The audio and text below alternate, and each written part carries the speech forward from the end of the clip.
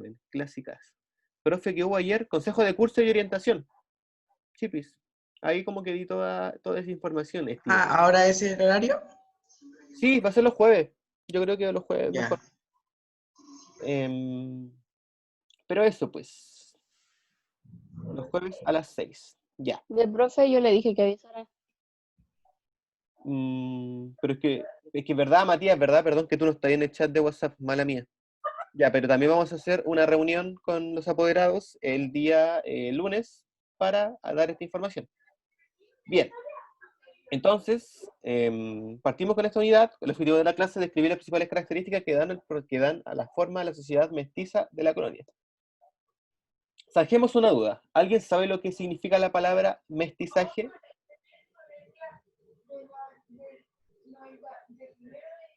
No. No. La palabra mestizaje, chicos, hace referencia al proceso de interculturalidad que tienen dos sociedades que nunca se habían tocado. Por ejemplo, ¿Español y mapuche o no? español y mapuche, exacto. Español e indígena es un proceso de mestizaje. Gente africana con gente indígena es un proceso de mestizaje. Gente china con gente indígena es un proceso de mestizaje, porque se unen dos rasgos biológicos que no se habían tocado antes. Esto es súper importante, y esa es la definición en concreto, ¿por cierto? Dos pueblos que tenían características geográficas, principalmente porque no hay otra característica, que tenían características geográficas diferentes, se juntan y sale una nueva, un nuevo ser humano con esas dos características, por cierto, que tiene características, qué sé yo, de los chinos y características de los indígenas. Entonces, eso hace referencia a mestizaje y eso fue lo que ocurrió con este proceso de colonización, por lo menos acá en América Latina. Tenemos que recordar que, por ejemplo, el proceso de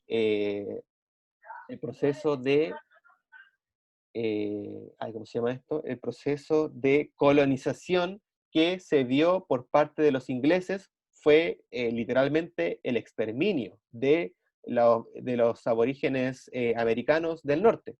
Literalmente los masacraron a todos y llegaron ellos. Entonces ahí no podríamos hablar de mestizaje, sino que podemos hablar de colonización directamente. Pero, por ejemplo, en las colonias ¿cómo se llama este pueblo? Bueno, esos países que están al norte de África, ¿cierto? Los cuales fueron colonizados por los franceses, también tenemos un proceso de mestizaje. Y por eso tenemos a Mbappé, ¿cierto? Que es francés y es un jugadorazo, ¿cierto? Gracias a este proceso de mestizaje. Entonces, es un ejemplo, más que nada, para que lo tengan en consideración. Pero, retomando, ¿cierto? Lo que ocurrió acá en América, ¿cierto? Este proceso fue dado entre españoles e indígenas principalmente, porque dentro de los españoles y los indígenas también están los negros, que se les llamaba negros respectivamente en aquella época, ¿cierto? Que son la civilización africana, ¿ya? Los cuales llegaban como esclavos acá en América y también, ¿cierto? Se mezclaban con los indígenas. Entonces, se van a dar tres nuevas clases, los cuales van a ser referidos como mestizos, ¿cierto? Y los vamos a nombrar más adelante.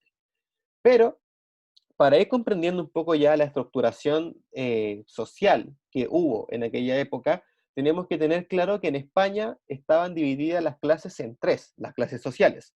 Estaban los nobles, estaba el clero y estaba el estado llano. Los nobles, ¿cierto?, que eran los príncipes, los cargos más altos, los cleros, ¿cierto?, que eran los religiosos, y el estado llano, que era el resto del pueblo, ¿cierto? Profe, ¿de qué estaban hablando? Llegué un poquito tarde. No se Yo. preocupe. Vamos a hablar hoy del proceso de colonización en Chile. Y el objetivo de la clase, Isaías, es describir las principales características que dan forma a la sociedad mestiza de la colonia. ¿Ya? Eso principalmente. Entonces, como les seguía mencionando, en España, ¿cierto? Estaban los nobles, estaba el clero y estaba el estado llano. Y principalmente va a ser el estado llano el que va a venir acá a América Latina a colonizar, ¿cierto? Va a ser gente con muy bajos recursos, pero que de alguna manera igual tenía algún título como de estatus social, ¿cierto? Que se lo daba a la nobleza. Estos van a ser los hidalgos, principalmente. Si uno busca hidalgo, va a ser una persona pobre, pero que tiene principios nobles. Eso era un hidalgo. Pero, como les digo, esa gente era prácticamente parte del pueblo del estado llano. Y entonces, cuando llega este estado llano acá a América, ¿cierto? Se van a empezar a dar nuevas lógicas de poder. es decir, van a haber nuevas construcciones sociales, ¿ya? De alguna manera, la llegada de los españoles a América generó grandes cambios en la forma de vida y las sociedades, e incluso en el paisaje del continente americano.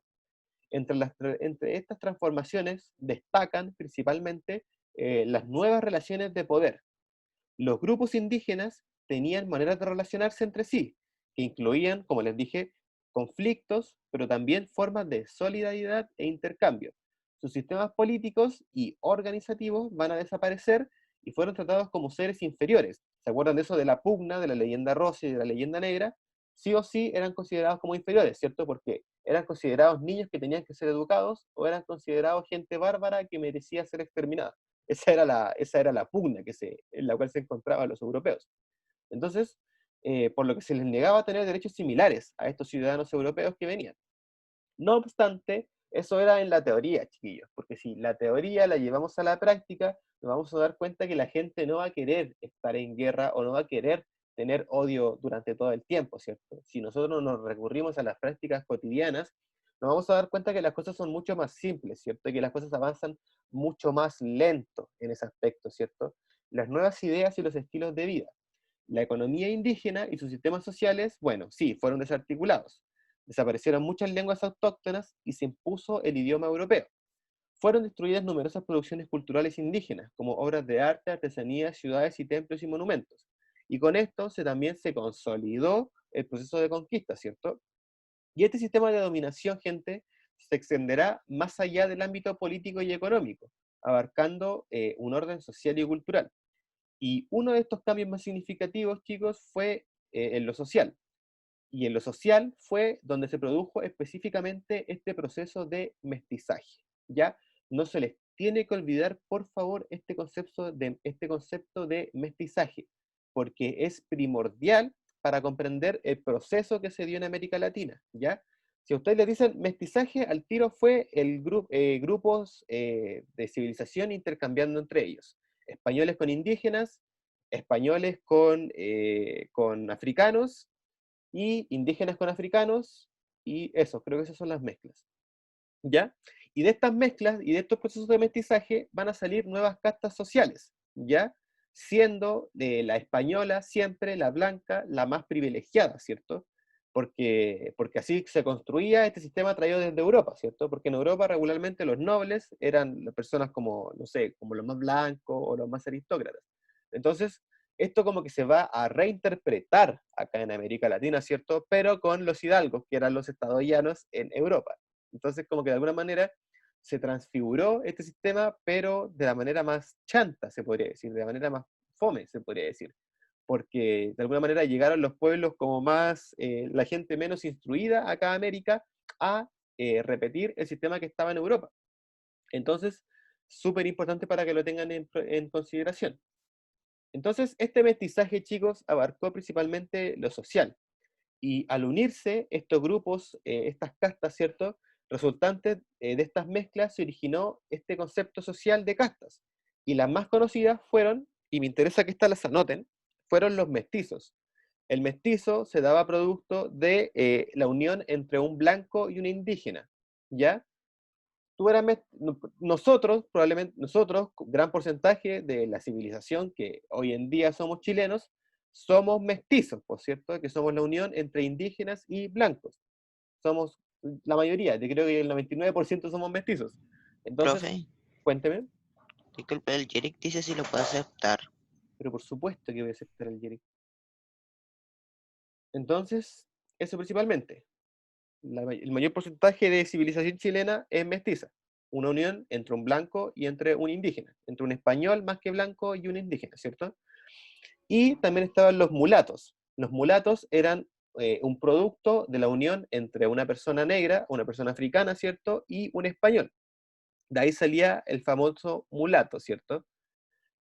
También, aparte de los mulatos, estaban los zambos, que era un producto entre los indígenas y el español, perdón, entre los indígenas y los africanos, que de alguna manera esta era como la unión como más despectiva que se tenía incluso en aquella época, ¿cierto? Porque tenemos que recordar que lo queramos o no, la época de la cual estamos hablando era inmensamente patriarcal, machista, racista y xenófoba, ¿ya? Eso es algo, es un hecho en esta época, ¿cierto? Hoy en día obviamente ya eso, las cosas ya no se ven, y está súper bien que no se vean, ¿cierto? Porque eran ridículas. Pero en esta época, ¿cierto? Sí, se daba y se daba mucho. Entonces, estas combinaciones que se generaron en la herencia social y cultural crearon nuevas maneras de clasificar a las personas, al tiempo que las cosmovisiones y los saberes de los pueblos se intercambian y surgían nuevas tradiciones. Pucha, si estuviéramos en contextos de clases normales, a mí me hubiera encantado llevarlos al Museo de Arte Colonial, que queda en el Paseo Humada. Y en ese museo se van a dar cuenta que hay muchas cosas que son un resultado, una mezcla entre el ser indígena y una mezcla entre el ser europeo. Porque si uno, por ejemplo, ve las pinturas de Sandro Botticelli, se ve las pinturas de Leonardo da Vinci, se ve la pintura de Miguel Ángel, grandes artistas de aquella época, se dará cuenta que dibujaban a Dios blanco, caucásico prácticamente, ¿cierto? Con barba y muy blanco, ¿cierto? Con las venas, qué sé yo, muy blancas, todo lo que tú queráis. Y si uno ve a Cristo, ¿cierto? En las representaciones indígenas, va a ver que Cristo es mucho más moreno, Cristo tiene rasgos mucho más indígenas. Y eso se debe a la misma apropiación cultural que tuvimos nosotros, los mestizos, con la representación de Cristo acá en América. Entonces, eso principalmente es lo que notarían si fuéramos a ese museo, ¿cierto? No sé si tendrá alguna visita online. A ver, lo voy a colocar. Museo de Arte Colonial.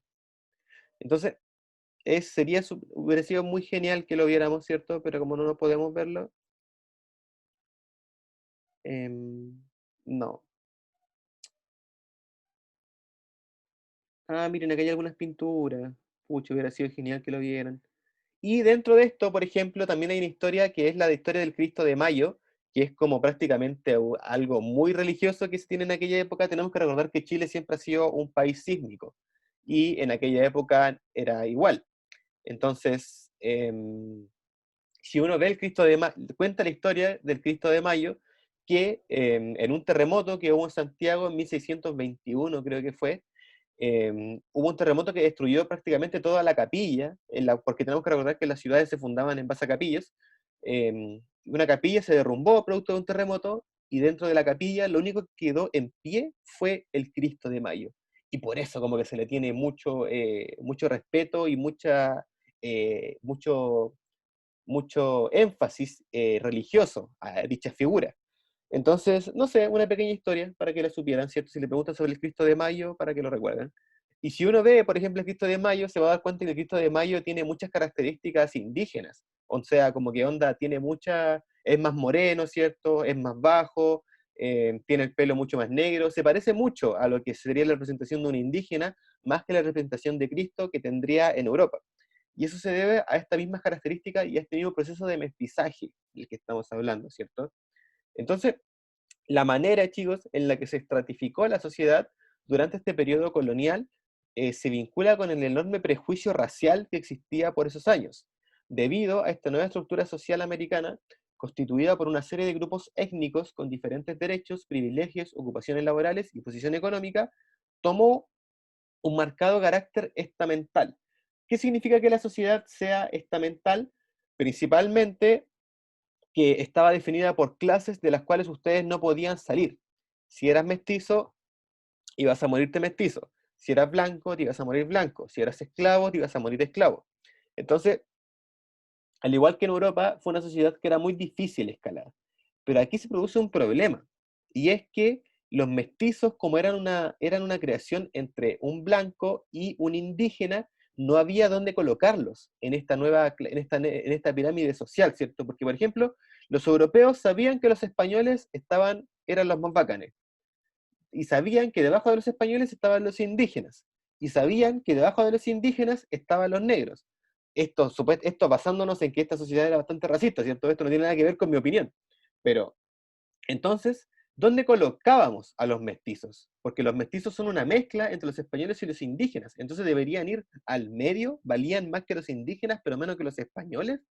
Entonces, como que estuvo ese problema en esta sociedad, ¿cierto? Y los mestizos éramos la mayoría, prácticamente todos éramos la mayoría de mestizaje. Entonces, también no podían darles un grupo menor, porque los tipos se podían rebelar y podían de alguna manera dominarlos, porque eran la mayoría. Entonces los tipos también tenían que saber controlar eso. Entonces los mestizos tenían una difícil integración en esta sociedad colonial, ¿cierto? Entonces, en esta sociedad estamental. No obstante, se mantuvo durante muchos años el predominio de la aristocracia española, ¿ok? Entonces, este sistema estamental, chiquillos, no se basaba solamente en la riqueza económica, sino que también se basaba en el color de piel, en la fisionomía de los individuos, ¿ya? La población blanca se presentó como la superior e importante, desdeñándose a los grupos sometidos como indígenas y africanos y castas mezcladas. Como que los tipos sabían que los demás estaban por debajo de ellos siempre, y como que los tipos se quedaban con eso. Como que después de eso ya les importaba un bledo la sociedad. Lo cual estaba súper mal, pero así se empezó a constituir esta sociedad acá en América Latina. Y bueno, en Europa no era muy diferente tampoco, la verdad. Entonces, ¿cuáles eran estos estamentos? Vamos a definirlos. El estamento más importante, y según ellos, y según nadie más probablemente, era el estamento español, el cual presenta una posición superior, siendo un grupo reducido y que se renovaba constantemente a través de la llegada de diferentes funcionarios administrativos, militares, comerciantes y religiosos al continente. Y criollos también, los cuales eran hijos de españoles nacidos en América, pero tenían que ser españoles sí o sí, ¿cierto? Los criollos eran esos personajes. Se dividieron según su poder político y económico, y luego se ubicaron los españoles y criollos que no poseían fortunas y que se ganaban la vida como mineros, pequeños comerciantes, artesanos o granjeros o en el ejército. Y por último también estaban los pulperos o los vendedores ambulantes, pero aún así los tipos igual eran una casta más alta que los indígenas, que era la casta que seguía. Los indígenas legalmente fueron considerados superiores en las castas. Podían disfrutar de sus propios bienes, cultivar sus tierras, criar ganados y comerciar sin las restricciones impuestas a los mestizos, mulatos o negros. De alguna manera los mestizos incluso estaban en un estado más alto que los mismos, o sea, perdón, de alguna manera los indígenas estaban en un estado más alto que los mismos mestizos, lo cual de alguna manera hablaba de esta relación que no se quería que las castas se mezclaran porque eso, según ellos, producía de alguna manera incertidumbre, lo cual creo que no tiene ningún sentido biológico, simplemente era prejuicio y racismo. Entonces, en efecto, la nobleza aborigen se relacionó con los grupos dirigentes hispanos y pudo conservar ciertos privilegios. Así, por ejemplo, estaban exentos de pagos de tributo y sus hijos fueron educados en colegios especiales vinculados a las órdenes religiosas. Entonces a los indígenas se les daba cierto privilegio siempre y cuando no tuvieran relaciones sexuales con los españoles, ¿cierto? Porque si tenían relaciones sexuales con los españoles, salían los mestizos, y los mestizos no había dónde colocarlos. Entonces ahí estaba este problema del mestizaje. No obstante, vamos a darnos cuenta que esto no se dio porque la mayoría de la gente en Chile somos todos mestizos, entonces eso prácticamente no se dio. Y abajo, ¿cierto? En la parte de los esclavos estaban los negros, ¿cierto? Quienes se encontraban en el último lugar en la certificación social y eran ocupados como esclavos. Estuvieron sujetos a muchas limitaciones. Entre ellas estaba la prohibición de portar armas, andar de noche por las ciudades, montar a caballo o tener indígenas a su servicio. Sin embargo, la situación laboral del negro no era tan mala como su condición jurídica, debido a que el tipo de trabajos que desempeñaron muchas veces presentaba una posición social superior que incluso a la del indígena, como por ejemplo la de mayordomo. Si uno ve una película muy buena que se les recomiendo, que se llama Django, muy buena, de Tarantino, te habla muy bien de la esclavitud en América del Norte, por supuesto en Estados Unidos, pero también es un sistema de esclavitud que también fue bastante copiado acá en América. Muy buena película, un poco sangrienta. Si a alguien no le gustan las películas sangrientas, en este caso no se las recomiendo. Pero si a alguien le gusta ese tipo de película, buenísimo, muy buena. Si alguien ha visto Kill Bill o ese tipo de películas, se las recomiendo, muy buena. Django.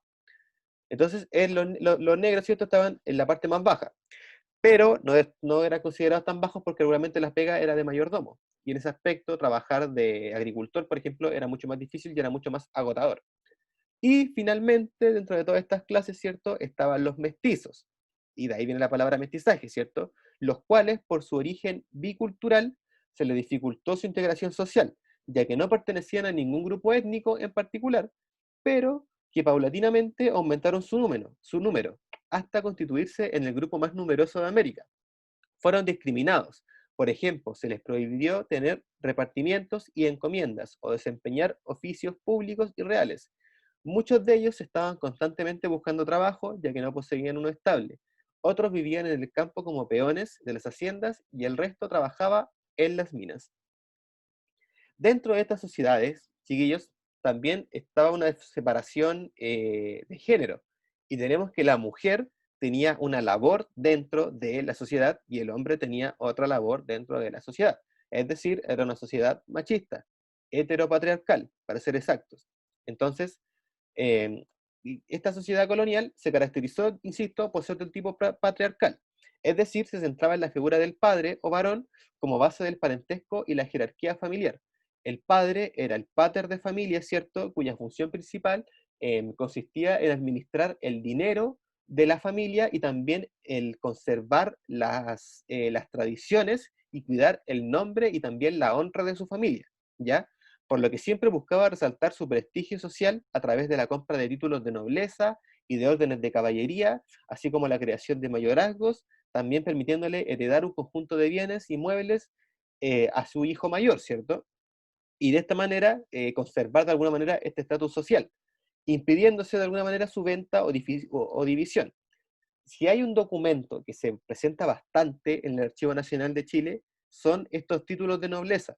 Si algún día, no sé, pues les da por ser historiadores, si no quieren ganar dinero, pero les gusta la historia, se vuelvan a ser historiadores. Y si uno va al Archivo Nacional, lo cual en verdad es bacán, de verdad es una pega muy divertida, porque uno investiga los documentos antiguos y los ve ahí, ¿cierto? Y uno de la mayor cantidad de documentos que hay ahí em, son los títulos de la nobleza, po. Y estos títulos son de españoles, ¿cierto?, que heredan cargos a otros hijos de ellos mismos, ¿cierto? Y no suena tan interesante, se lo digo así, pero si, por ejemplo, tratamos de seguirle la huella a cierto personaje, ¿cierto?, el cual fue importante en un acontecimiento histórico, podemos seguirle la huella gracias a estos documentos que se van dejando de rastros familiares. Y ahí la pega se vuelve mucho más interesante. Entonces, esa era la pega del hombre, ¿cierto? Conservar los muebles, conservar la honra de la familia y administrar el dinero. Y por su parte, la misión de la mujer durante la colonia quedaba bajo la tutela del hombre y, pues consideraba que incluso requería supervisión su propio trabajo y ella tuvo un rol de esposa y madre, dedicada a las labores domésticas y la educación de sus hijos, el cuidado del matrimonio y a llevar una vida espiritual y moral de acuerdo a lo que dictaba la Iglesia Católica. De alguna manera, por supuesto que su rasgo era prácticamente menor al del hombre, ¿cierto? Y estaba ligada a la vida doméstica puertas adentro, que se le llama en el contexto histórico, que era investigar principalmente cosas de la casa, las labores domésticas. Entonces, las mujeres se casaban en promedio a los 14 años de edad y eran esposas fieles y destacadas dueñas de casa. No se les permitía salir solas y solo podían hacerlo en compañía de su padre, madre o hermano. De esta manera, el rol de la mujer se restringía a la vida privada y familiar. En otras oportunidades ingresaban a las órdenes religiosas y la educación de la mujer estaba restringida a mujeres españolas y criollas, o sea que el resto se dedicaba sí o sí al campo. Las faltas a las normas tenían sanciones sociales, morales y religiosas. Y esos documentos también son súper interesantes, chiquillos, porque hay algunas mujeres que incluso eran condenadas por cosas que si uno las lee en esta época no tienen ningún sentido. Pero aún así las metían a manicomios, las metían a órdenes religiosas, ¿cierto? Con el objetivo de que honren y que vuelvan a encaminar su camino por la senda de la Iglesia Católica. Entonces, hay documentos que reflejan bastante esa realidad. Entonces, eso principalmente, chiquillos, los grupos familiares en la colonia se constituían principalmente por 6 o 7 hijos, las familias tenían 6 o 7 hijos, y también dentro de esas familias estaban los tíos, estaban los hermanos, estaban los sobrinos que compartían casonas gigantes. Si uno ve las casonas gigantes que se encuentran en el centro de Santiago, van a ver que son gigantes y que son casas que hoy en día ya son otras cosas, pues son museos, son, qué sé yo, son museos principalmente, o son centros o templos religiosos. Entonces, súper importante para que lo tengan en consideración. Entonces, chicos, me interesa mucho que de la clase del día de hoy ustedes guarden lo que es este proceso de mestizaje, ¿cierto? Que lo manejen y que... No, eso principalmente, por cierto, que manejen el concepto de mestizaje y que de este concepto de mestizaje sepan que nacieron los mestizos, los zambos y los mulatos, los cuales eran mezcla entre españoles e indígenas entre españoles y africanos y entre africanos e indígenas. ¿Ok?